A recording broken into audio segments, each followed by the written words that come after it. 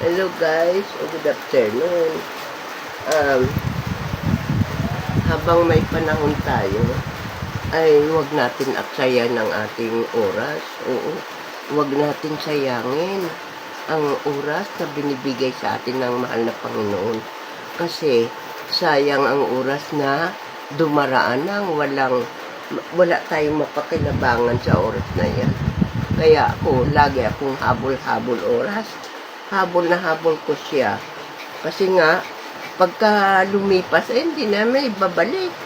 Oo, another na naman ang ibibigay sa atin ni Lord, na oras. Kaya, ako,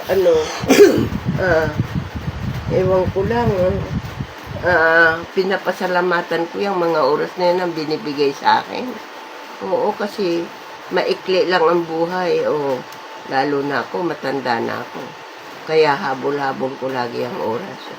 Mahalaga yan sa akin yung oras. Oo. Ang bawat minuto sa buhay ko, pinapasalamatan ko sa mahal na Panginoon at nabubuhay pa ako sa mga oras at sa mga araw na darating pa. Oo, yan.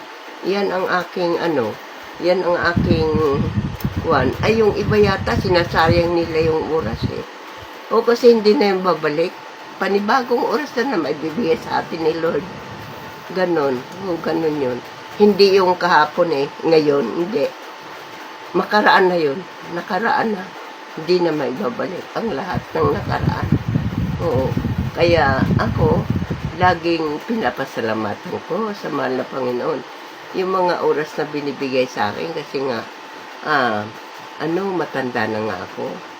Oo. Maski naman nung bata pa ako, hindi ko inaaksaya yung oras laging pinahalagan ko yung oras na dumarating. Kaya, nagtrabaho ako, mga bagay na, yung mga bagay na inuugali ngayon ng mga kabataan, katulad niyan, kunyari, maglalasingan sila, tapos magdadrag sila, ganun. Hindi nila pinapahalagaan yung oras. Ako, dumaan ako sa kabataan nung araw may mga drugs na rin nakikitungo rin ako sa mga nagdadrugs na mga babae, kami lahat, mga babae lang din. Pag kayo mag-inuman, hindi ako umiinom. Basta sabi ko, sige, pass, paharap ako sa kanila. Hindi ako umiinom. Tapos, naninigarilyo din ako, pero hindi ako naghihip din ng kung ano-ano. Pag dumaan sa akin yun, sasabihin ko, pass. Kaya nangyayari, sa umpukan namin, lasing na silang lahat. Ako lang hindi. Matino ang pag-iisip ko. Kasi hindi ako sumasali sa mga activities nila, kaya ganun. Hindi talaga ako sumasali. Sa totoo lang na buhay, hindi talaga ako sumasali sa mga activities nila. Kahit nakikihalo ako sa kanila, hindi talaga ako sumasali. Sa totoo lang. Kaya hindi ko naranasan yung mga drugs na yan. Ngayon kasi, pagka sumasali, kakasama ka na rin. Hindi.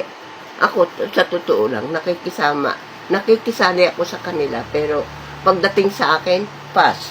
Hindi ako hindi ako humihipte, hindi ako pero naninigarilyo ako.